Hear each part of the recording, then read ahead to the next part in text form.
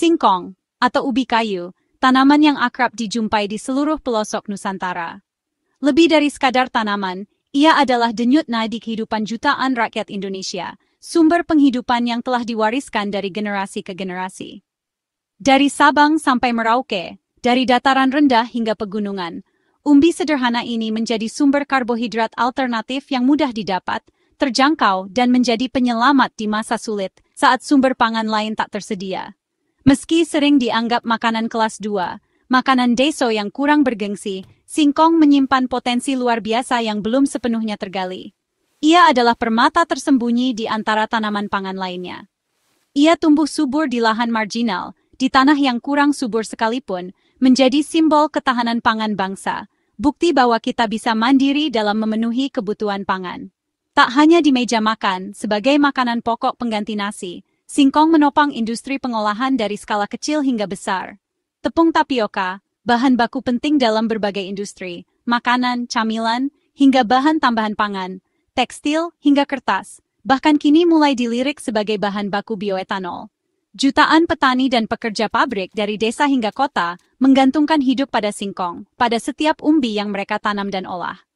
Namun, nasib petani singkong kerap terombang-ambing, di antara harapan dan ketidakpastian, oleh cuaca ekstrem, serangan hama penyakit yang mematikan, dan harga pasar yang tak menentu.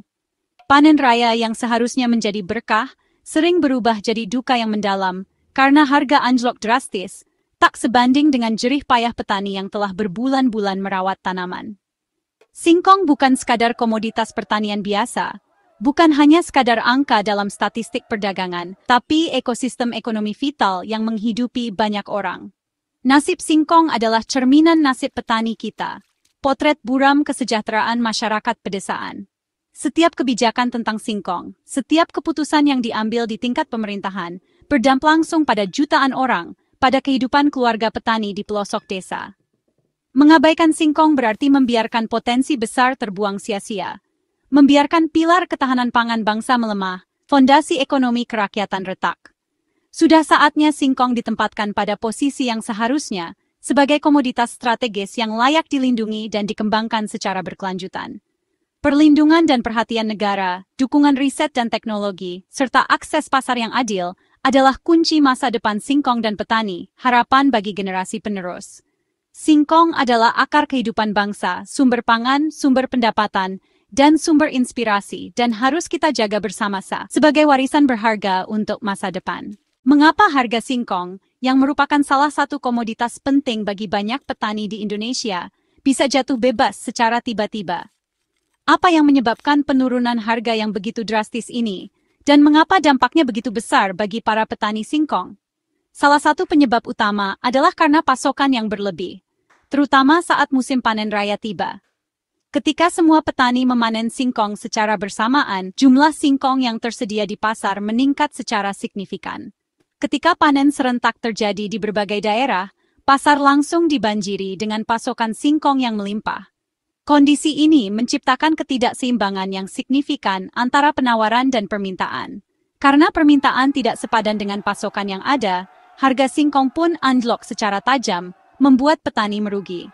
Dalam situasi seperti ini, petani seringkali terpaksa menjual hasil panen mereka dengan harga yang sangat murah, bahkan di bawah biaya produksi. Alternatif lainnya adalah membiarkan panen mereka membusuk di ladang, karena tidak ada pembeli yang bersedia membeli dengan harga yang layak. Selain itu, daya serap industri pengolahan singkong juga terbatas. Kapasitas pabrik-pabrik pengolahan tidak mencukupi untuk menampung seluruh hasil panen yang melimpah. Akibatnya, pabrik tidak mampu menampung semua hasil panen dari petani, menyebabkan penumpukan singkong dan penurunan harga lebih lanjut. Ketika permintaan dari industri hilir yang menggunakan singkong sebagai bahan baku juga mengalami penurunan, para petani singkong langsung merasakan dampaknya secara signifikan. Masalah diperparah oleh rantai pasok singkong yang panjang dan sering kali tidak terintegrasi dengan baik. Hal ini membuat petani menjadi pihak yang paling rentan dan menjadi korban pertama ketika terjadi gejolak harga di pasar. Selain itu, masuknya produk impor singkong murah dari negara-negara seperti Thailand dan Vietnam semakin menambah tekanan pada harga singkong lokal. Dalam kondisi persaingan yang ketat, Pabrik-pabrik lokal seringkali terpaksa menekan harga beli singkong dari petani agar mereka tetap bisa bersaing dengan produk impor yang lebih murah. Kombinasi dari panen raya yang melimpah, daya serap industri pengolahan yang terbatas, serta masuknya impor singkong murah menciptakan badai yang dahsyat bagi para petani singkong di Indonesia. Sayangnya, pemerintah seringkali lamban dalam memberikan respons terhadap krisis yang dialami oleh para petani ini, sehingga petani seringkali dibiarkan berjuang sendiri tanpa adanya dukungan yang memadai. Ironisnya, siklus masalah ini terus berulang dari tahun ke tahun dan menuntut adanya solusi nyata dan berkelanjutan, bukan hanya sekadar janji-janji manis yang tidak pernah ditepati. Petani singkong di Indonesia kini menanggung beban yang semakin berat, sebuah ironi di tengah potensi besar yang dimiliki tanaman ini. Mereka berjuang keras di ladang, berharap hasil panen dapat memberikan kehidupan yang layak. Modal yang telah dikeluarkan, tenaga yang terkuras, dan waktu yang terbuang sia-sia saat harga singkong jatuh di pasaran. Jerih payah mereka seakan tak dihargai, membuat banyak petani merasa putus asa. Banyak petani yang akhirnya terjerat utang, terpaksa meminjam uang untuk menutupi kerugian dan biaya hidup sehari-hari. Bunga yang tinggi semakin memperburuk keadaan, membuat mereka semakin sulit untuk keluar dari lingkaran kemiskinan. Mimpi untuk memperbaiki taraf hidup dan memberikan masa depan yang lebih baik bagi keluarga terkubur bersama panen singkong yang tak laku dijual. Harapan pupus digantikan oleh kekecewaan dan ketidakpastian. Tak hanya petani, pabrik tapioka lokal pun ikut merasakan dampak buruknya. Mereka terjepit di antara harga bahan baku yang fluktuatif dan persaingan yang semakin ketat. Pabrik-pabrik ini semakin tertekan oleh serbuan produk impor murah yang membanjiri pasar domestik. Produk impor ini seringkali dijual dengan harga yang jauh lebih rendah, membuat pabrik lokal kesulitan untuk bersaing. Dalam kondisi sulit, untuk sekadar bertahan, mereka terpaksa menekan harga beli singkong dari petani. Sebuah pilihan pahit yang harus diambil demi menjaga roda bisnis tetap berputar. Tindakan ini bukan karena mereka tak peduli pada nasib petani, tapi lebih karena dorongan untuk menjaga kelangsungan usaha mereka di tengah persaingan yang semakin sengit. Mereka juga memiliki tanggung jawab terhadap karyawan dan keluarga mereka. Akibatnya, hubungan antara petani dan pemilik pabrik menjadi semakin renggang, dipenuhi dengan rasa saling curiga dan ketidakpercayaan. Komunikasi yang buruk memperburuk situasi, membuat sulit untuk mencari solusi bersama. Pabrik-pabrik kecil adalah yang paling rentan terhadap gempuran impor ini. Banyak dari mereka yang akhirnya terpaksa gulung tikar, tidak mampu lagi bersaing dengan produk-produk impor yang lebih murah. Penutupan pabrik menyebabkan hilangnya lapangan kerja bagi banyak orang. Pasar bagi petani singkong pun semakin menyusut, memperparah kondisi mereka. Sementara itu, para importir asing justru menikmati keuntungan besar dari pasar yang semakin terbuka lebar. Mereka meraup untung tanpa memikirkan dampak negatif yang ditimbulkan bagi petani dan pengusaha lokal. Mereka tidak merasakan pahitnya perjuangan para petani lokal yang berjuang untuk mempertahankan mata pencaharian mereka. Mereka hanya melihat Indonesia sebagai pasar potensial untuk produk-produk mereka. Ekosistem industri singkong nasional perlahan tapi pasti menuju kematian. Rantai pasok yang rapuh dan kurangnya dukungan pemerintah mempercepat proses ini. Petani kehilangan semangat untuk bertani singkong, sementara pabrik-pabrik lokal kehilangan daya saing di pasar global. Generasi muda enggan untuk terjun ke sektor pertanian karena melihat masa depan yang suram. Jika kondisi ini terus berlanjut, negara pun akan kehilangan potensi devisa yang besar dan kedaulatan pangan yang selama ini diidam-idamkan. Ketergantungan pada impor akan semakin meningkat, membuat Indonesia rentan terhadap fluktuasi harga global. Jeritan para petani dan pengusaha lokal adalah alarm peringatan yang harus segera direspons oleh pemerintah dan seluruh pihak terkait. Kita tidak boleh mengabaikan suara mereka. Jika tidak, kita hanya akan menjadi penonton pasif di negeri sendiri. Menyaksikan industri singkong kita hancur di depan mata. Kita harus bertindak sekarang untuk menyelamatkan masa depan pertanian Indonesia. Pemerintah mewacanakan tarif impor untuk melindungi petani dan industri singkong. Secara teori, tarif membuat produk impor lebih mahal, memberi ruang bagi produk lokal. Pabrik lokal bisa membeli singkong petani dengan harga lebih baik. Namun, tarif impor juga berisiko. Industri hilir seperti makanan dan tekstil bisa terdampak biaya produksi naik. Kenaikan harga bisa dibebankan ke konsumen, memicu inflasi. Proteksi berlebihan tanpa peningkatan efisiensi bisa membuat produsen lokal tidak kompetitif. Ada risiko balasan dagang dari negara eksportir. Tarif impor harus diterapkan hati-hati, diiringi program peningkatan produktivitas dan efisiensi.